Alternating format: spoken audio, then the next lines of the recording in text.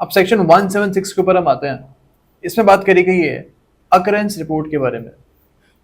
अब occurrence report क्या होती है? अब इसमें बोला हुआ है कि अगर एक पुलिस ऑफिसर को इंफॉर्मेशन मिलती है किसी क्राइम के बारे में, तो इस इंफॉर्मेशन को पहले वो एफआईआर जो है उसको रिकॉर्ड कर लेंगे, एंड उसके बाद ये एक अकरेंस रिपोर्ट जो है मैजिस्ट्रेट को भिजवाएंगे। इस अकरेंस रिपोर्ट में ये लिखेंगे कि मैं इस केस में इन्वेस्टिगेशन कर रहा हूँ या फिर नहीं कर रहा हूँ। इसके बारे में जो इंफॉर्मेशन है ये हमारे पुलिस ऑफिसर देंगे मैजिस्ट्रेट को। अगर ये बोलते कि हाँ मैं इन्वेस्टिगेशन कर रहा हूँ स्टार्ट इस केस में, तो वो जाएंगे मौके के ऊपर एंड इन्वेस्टिगेशन को स्टार्ट कर सकते हैं, या फिर अपने किसी जूनियर को वो भेज देंगे और उनको बोलेंगे कि आप जाओ और इस केस में इन्वेस्टिगेशन स्टार्ट करो।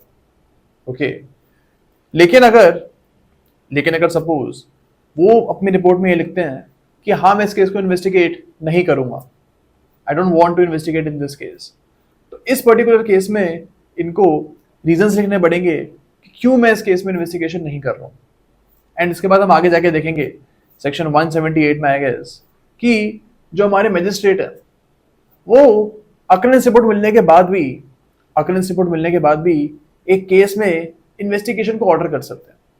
यानी कि सपोज पुलिस ऑफिसर ने लिखा है कि हाँ मैं इस केस में इन्वेस्टिगेशन नहीं करूंगा, इसके बाद जो हमारे मैजिस्ट्रेट हैं फिर भी पुलिस ऑफिसर को ऑर्डर दे सकते हैं कि आप इस केस में इन्वेस्टिगेशन को स्टार्ट करो। ओके, तो अकरेंस रिपोर्ट जो है हमारी सेक्शन 176 में ये सिर्फ एक फॉर्मेलिटी की बात है कि हमारे मैजिस्ट्रेट को पता तो लगे कि केस में जो इन्वेस्टिगेशन है वो हो रही है या फिर नहीं हो रही है। ओके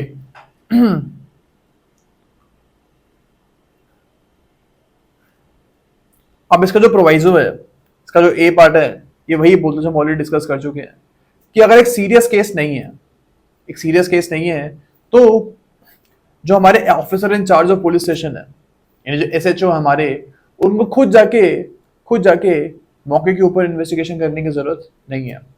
वो इस केस में एक जूनियर पुलिस ऑफिसर को भी भेज सकते हैं जो मौके पे जाके इन्वेस्टिगेशन को स्टार्ट करें। ओके,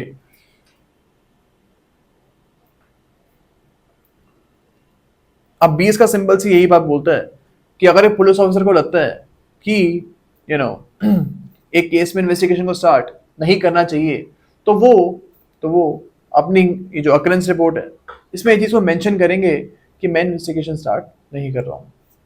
ओके, एंड ऑब्वियसली इसके रीजंस भी आपको देने पड़ेंगे। अब जो इसका सेकेंड प्रोवाइजो जो है इसका, इसमें बोला हुआ है कि अगर आपको विक्टिम के स्टेटमेंट को रिकॉर्ड करना है, एक रेप विक्टिम की स्टेटमेंट को रिकॉर्ड करना है, तो आप उसे घर में जाके करोगे या फिर उसकी प्लेस ऑफ कन्वीनियंस जो है जहां पे वो विक्टिम चाहेगी वहां पे आप केस को, उनकी जो स्टेटमेंट है उनको रिकॉर्ड करोगे।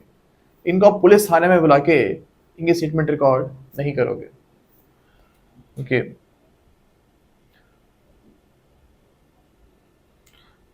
बिकॉज ऑब्वियसली ये ऑलरेडी बहुत ज्यादा ट्रॉमा में होती हैं, एंड इनको आप पुलिस थाने बुलाओगे तो इनका ट्रॉमा और बढ़ेगा ही, इनको और ज्यादा दिक्कत होगी मेंटल लेवल पे, इसलिए प्रोविजन इनके लिए बनाया गया।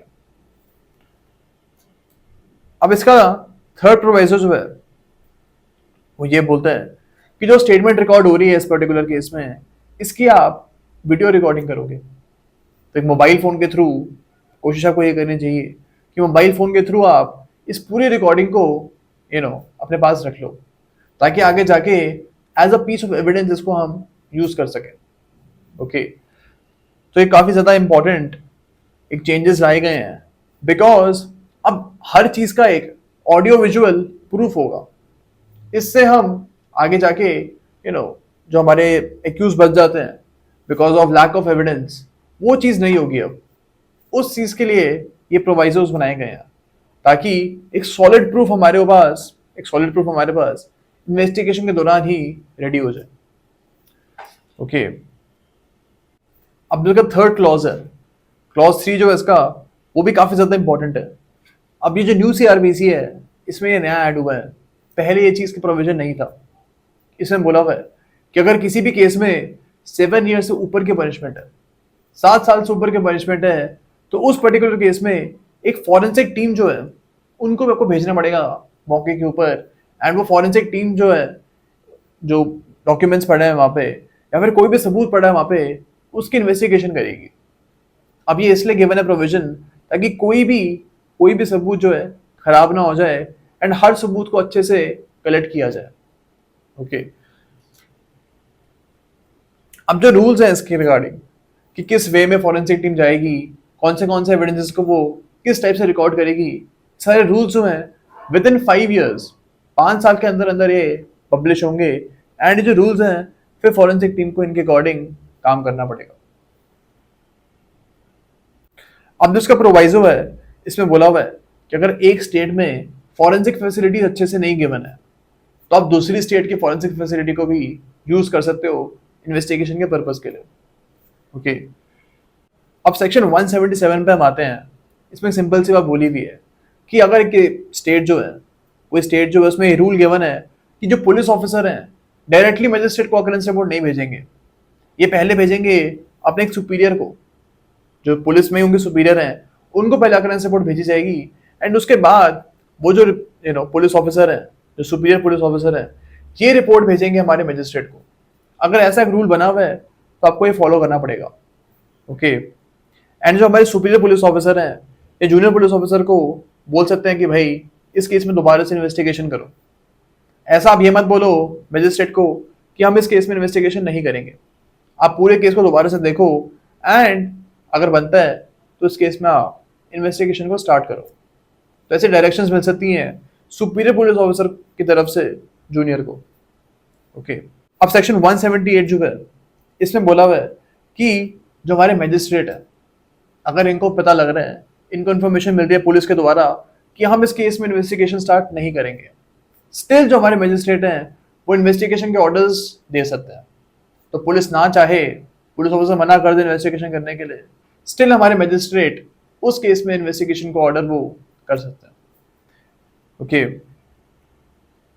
या फिर वो एक प्रीलिमिनरी इंक्वायरी भी बिठा सकते हैं, खुद की एक इंक्वायरी बिठा सकते हैं वो, जिसमें पता लगेगा कि इस केस में इन्वेस्टिगेशन को स्टार्ट करना चाहिए या फिर नहीं करना चाहिए, एंड उसके बाद ये अपने ऑर्डर्स जो हैं वो दे सकते हैं।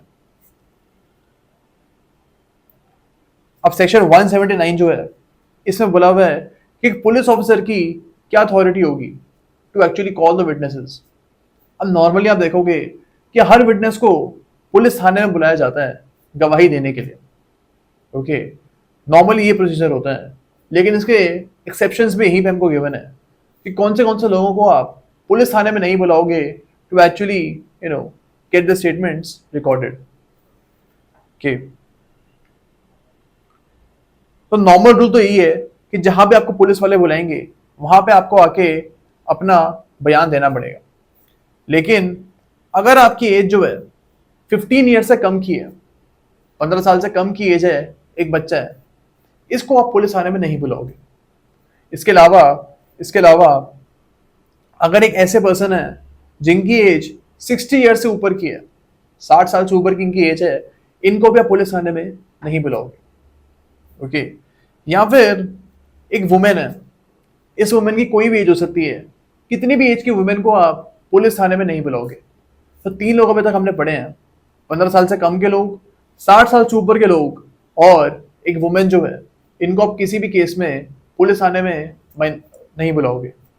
ओके, और भी इसमें गिवन है कि अगर एक फिजिकली या फिर मेंटली डिसेबल्ड पर्सन है, इनको भी आप पुलिस थाने में नहीं बुलाओगे। कुछ भी एज हो इनकी, कोई भी जेंडर हो इनका, अगर ये फिजिकली या फिर मेंटली डिसेबल्ड है तो इनको आप थाने में नहीं बुलाओगे। या फिर एक ऐसे पर्सन है जिनको एक एक्यूट इलनेस है। एक्यूट इलनेस का ये मतलब होता है कि बहुत ग्रेव इलनेस है, छोटी मोटी इलनेस की बात नहीं कर रहे हैं, जैसे कोल्ड कफ। अगर आपको कोल्ड कफ हो रहा है तो आपको पुलिस थाने में बुलाया जा सकता है। लेकिन आपको एक्यूट इलनेस है, तो सपोज हार्ट की प्रॉब्लम है बहुत ज्यादा, या किडनी की प्रॉब्लम है, इस टाइप की कोई इलनेस है, तो भी आपको पुलिस थाने में नहीं बुलाया जाएगा। कि लेकिन इसका जो सेकेंड प्रोवाइजो है इसमें बोला हुआ है कि अगर ये पर्सन खुद से आना चाहें, खुद एक कंसेंट देते कि हाँ हम आ सकते हैं पुलिस थाने में, तो इनको आप पुलिस थाने बुला लो। ओके, फॉर एग्जाम्पल एक वुमेन है, नॉर्मली हमने पढ़ा है कि वुमेन को आप थाने में नहीं बुलाओगे, लेकिन वुमेन खुद से आके कंसेंट करती है कि हमको हाँ भाई आप थाने में बुलाओ और स्टेटमेंट हाँ हमारी रिकॉर्ड कर लो। इस पर्टिकुलर केस में वुमेन को थाने में बुलाया जा सकता है। अभी जो प्रोवाइजो है, सेकेंड प्रोवाइजो जो है इसका, ये पहले पुरानी सीआरपीसी में हमको नहीं गिवन था, लेकिन अब ये चीज गिवन है। क्लॉज 2 का सिंपल से आप बोलता है कि जो भी विटनेस को आप थाने में बुला रहे हो, इनको आप एक अलाउंस भी दे सकते हो। सपोज एक ए पर्सन है, ए, इनको थाने में बुलाया जा रहा है विटनेस को स्टेटमेंट रिकॉर्ड कराने के लिए, ए को। अब एक दिहाड़ी मजदूर है, ये थाने में आएगा, उसका बहुत टाइम वेस्ट होगा, एंड साथ में इसका जो दिन के 200-400 बनते हैं ये भी इसके नहीं बनेंगे। इस केस में आप इसको एक अलाउंस दे सकते हो पुलिस के द्वारा। तो स्टेट गवर्नमेंट पुलिस को एक फंड देगी, एंड पुलिस उस फंड में से इस मजदूर को कुछ पैसे दे सकते हैं थाने में आने के लिए। ओके, अब सेक्शन 180 पे हम आते हैं। इसमें बोला हुआ है कि जो स्टेटमेंट आप इस पर्सन की रिकॉर्ड कर रहे हो, यानी विटनेस थाने में आ रहा है एंड इसके आप स्टेटमेंट को रिकॉर्ड कर रहे हो, तो ये हमको 180 में गिवन है इसका प्रोसीजर क्या होना चाहिए। ओके, अब इसमें लिखा हुआ है कि इस किसी भी पर्सन को आप जो विटनेस थाने में आ रहे हैं, इनको आप ओरली एग्जामिन कर सकते हो। तो आप इनसे ओरली क्वेश्चन पूछोगे एंड इसके ओरल आंसर से आपको देंगे। ओके, इसमें एक और चीज लिखी हुई है कि जो हमारे विटनेस है जिसे पूछताछ हो रही है, इसको हर क्वेश्चन का आंसर देना पड़ेगा, हर क्वेश्चन का इसको ट्रुथफुली आंसर देना पड़ेगा। लेकिन सपोज एक ऐसा क्वेश्चन है जिसका आंसर देने की वजह से विटनेस मुश्किल में पड़ सकता है, या फिर विटनेस के खिलाफ कोई क्रिमिनल प्रोसीडिंग स्टार्ट हो सकती है, ऐसे क्वेश्चन का आंसर देना कंपलसरी नहीं है। विटनेस हमें मना भी कर सकता है कि इस क्वेश्चन का आंसर मैं नहीं दूंगा। ओके, तब कोई चीज यहां पे याद रखनी है। अब इसमें एक और चीज गिवन है कि जो हमारे पुलिस ऑफिसर हैं, या हर ओरल टेस्टिमनी जो है, जो विटनेस से पूछताछ कर रहे हैं, जरूरी नहीं है कि हर चीज राइटिंग में लिखें। जो चीज़ को समझ में आती है कि हाँ ये एसेंशियल है, नेसेसरी है, उसी चीज को वो राइटिंग में लिखेंगे। पूरे के पूरे बयान को राइटिंग में वो नहीं लिखेंगे। ओके, ऐसा ये कर सकते हैं। लेकिन सपोज एक पुलिस ऑफिसर को लगता है कि इस विटनेस की स्टेटमेंट बहुत ज़्यादा इंपॉर्टेंट है, तो इस पर्टिकुलर केस में वो पूरी की पूरी स्टेटमेंट को रिटर्न में रिकॉर्ड कर सकते हैं। ओके, अब इसमें एक और चीज गिवन है। सपोज एक पर्सन ए है, इसने एक स्टेटमेंट दी है पुलिस को, उसके बाद एक पर्सन बी आते हैं, उन्होंने सेम स्टेटमेंट दी है पुलिस को, कोई चेंजेस नहीं करे, एकदम सेम बात उन्होंने पुलिस को बोली है। तो यहाँ पे जो हमारे पुलिस ऑफिसर हैं, वो ऐसा नहीं लिख सकते हैं कि ए ने जो बात बोली थी वही बी ने बोली है, ऐसा ये नहीं लिख सकते हैं। इनको ट्रू एंड सेपरेट रिकॉर्ड बनाना पड़ेगा। ए ने जो बोला था उसका अलग से रिकॉर्ड बनाएंगे, एंड बी का रिकॉर्ड ये अलग से बनाएंगे।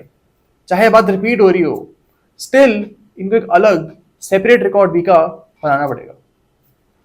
ओके, अब हम आते हैं इसके लास्ट प्रोवाइजो के ऊपर। यहाँ पे आप देख रहे हो एक लिस्ट ऑफ ऑफेंसेस गिवन है। जो लिस्ट है इनमें सेक्सुअल हैरेसमेंट और रेप की केसेस की बात हो रही है।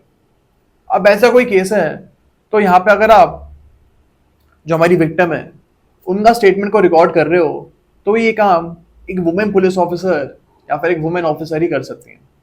एक मेल पुलिस ऑफिसर से आप यहाँ पे स्टेटमेंट को रिकॉर्ड नहीं कराओगे, बिकॉज नॉर्मली जो हमारी विक्टिम्स होती हैं ये एक वुमेन ऑफिसर के सामने ही कंफर्टेबल होती हैं। एक मेल पुलिस ऑफिसर को ये सारी बातें खुल के नहीं बता सकती हैं, तो इसलिए हमको ये प्रोवाइजो गिवन है। ओके।